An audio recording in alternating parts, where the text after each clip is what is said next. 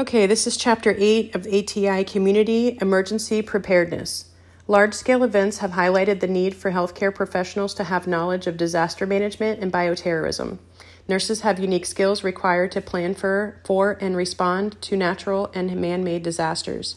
By understanding principles of emergency preparedness, the nurse can play a role in preventing large-scale events or minimizing the negative effects.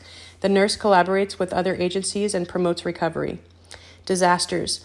A disaster is an event that causes human suffering and demands more resources than are available in the community. A disaster can be naturally occurring, man-made, or a combination of both, such as natural disaster causing technological failures. Disaster preparedness includes planning for all types of hazards and establishing protocols for managing the surge of clients in the healthcare system. Disaster management cycle. This includes activities to prevent natural and man-made disasters, such as increasing surveillance, improving inspections, and airport security. Activities such as strengthening levees, barriers to prevent flooding, and teaching methods of preventing communicable diseases transmissions are also opponents. This level also includes identification and assessment of population at risk. Disaster preparedness. Disaster preparedness occurs at a national, state, and local levels. Personal and family preparedness are crucial components of disaster preparedness, as is professional preparedness for individuals employed in civil service and healthcare. Disaster preparations should stem from threats and vulnerabilities identified in the prevention level and should coordinate community efforts as well as outline specific roles of local agencies. This level of management includes preparedness for natural or man-made disasters. Setting up a communication protocol is an important part of community disaster planning. The communication plan should provide for access to emergency agencies such as American Red Cross. Disaster drills replicate possible scenarios in the local area and enhance preparedness of community members, government agencies, healthcare facilities, and businesses. Disaster response. The National Incident Management Systems provide a structure for managing any type of disaster, incorporating various public and private agencies. The goal is to have effective communication and a clear chain of command to manage disasters. Disaster management response includes an initial assessment of the span of the disaster. How many people are affected?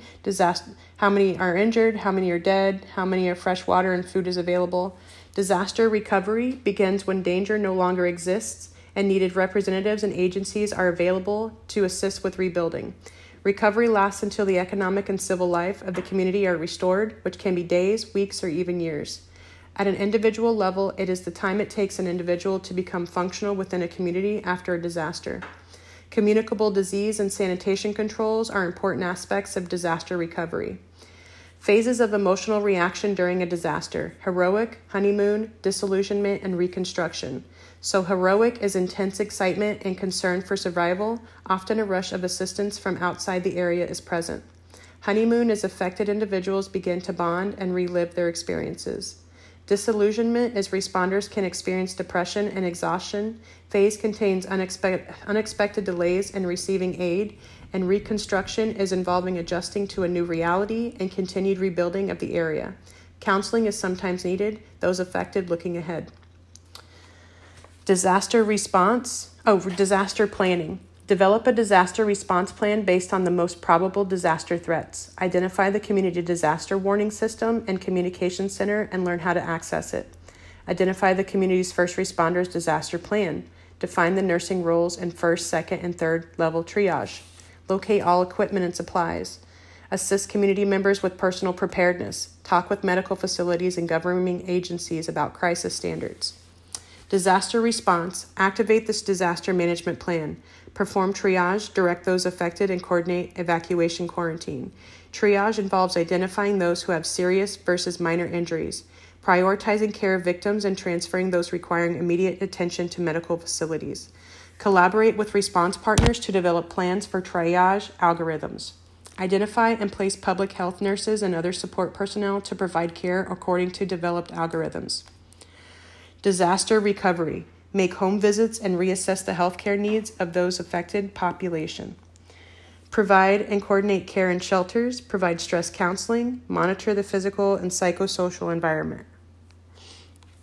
Okay, so evaluation of disaster response. Evaluate the area, create ongoing assessment and surveillance reports, evaluate the efficiency of the disaster response teams, and estimate the length of time for recovery of community services. Bioterrorism. Agents of bioterrorism. Category A is biological agents.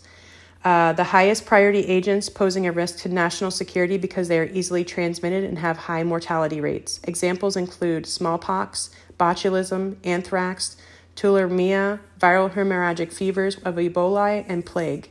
Category B biological agents is the second highest priority because they are moderately easy to disseminate and have high morbidity rates and low mortality rates. Examples include typhus fever, ricin toxin, E. coli, and West Nile virus. Category C biological agents, the third highest priority, comprising emerging pathogens that can be engineered for mass dissemination because they are easy to produce and or have potential for high morbidity and mortality rates. Examples include hantavirus, influenza virus, tuberculosis, and rabies. Bioterrorism incidents, inhalation anthrax. Manifestations is headache, fever, chills, muscle aches. Prevention is anthrax vaccine, can be used for those at high risk for exposure. Ciprofloxacin and doxycycline are recommended by the CDC for prevention of anthrax following exposure. The treatment is antitoxin, and antibiotics are administered within 2 or more antimicrobial agents. Botulism is double vision, blurred, slurred speech, difficulty swallowing. There's no approved vaccine. The treatment is airway management with possible mechanical ventilation and administer antitoxin. The elimination of toxin is induction of vomiting, enemas, and surgical excision of wound tissue.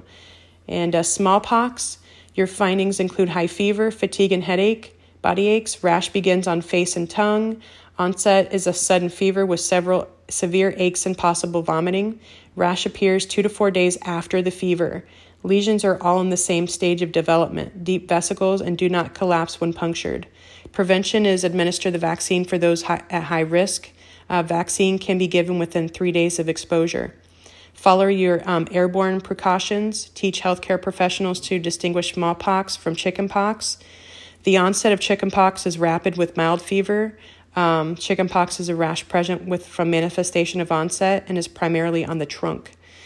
Treatment is 2 antiviral medications approved based on efficacy in animals. Tecovirimat, which is approved in 2018.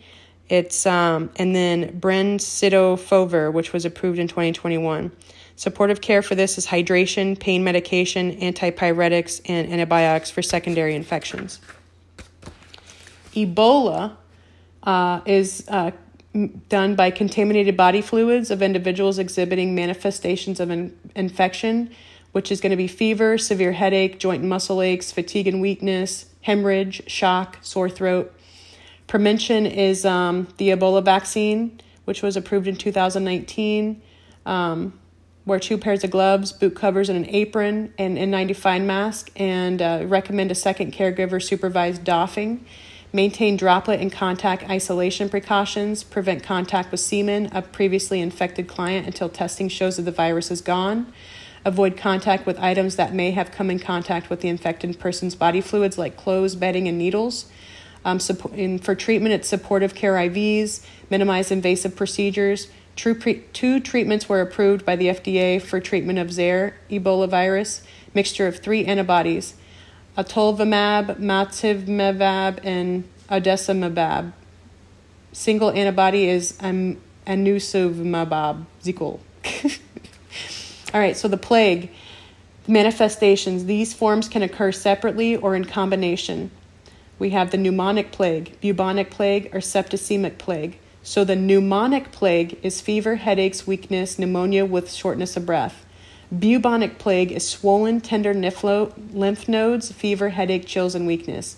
And septicemic plague is fever, chills, weakness, and prostration, abdominal pain, shock, dissemination, intravascular coagulation, which is DIC, and gangrene of nose and digits.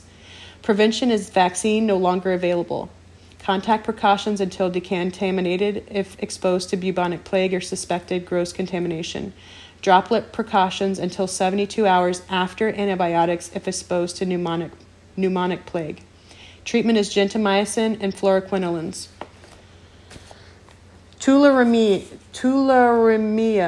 The manifestations is sudden fever, chills, headache, diarrhea, and muscle aches. Preventions is vaccine. Treatment is streptomycin or gentamicin, and it's direct delivery mechanisms for biological agents is direct contact, which is anthrax. Simple dispersal device is airborne and nuclear, water and food, and droplet or blood. Okay.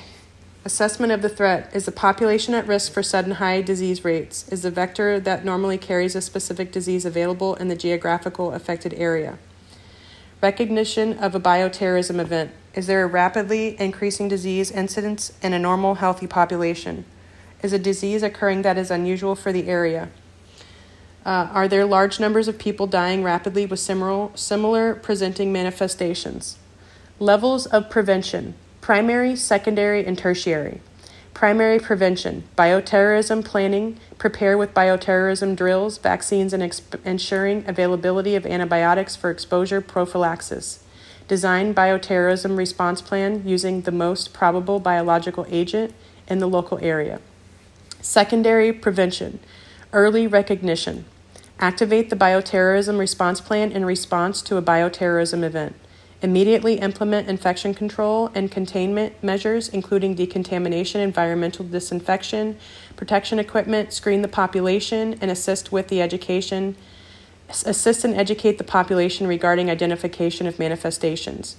Tertiary prevention, rehabilitation of survivors, monitor medication regimens and referrals, evaluate effectiveness and timeliness of the bioterrorism plan.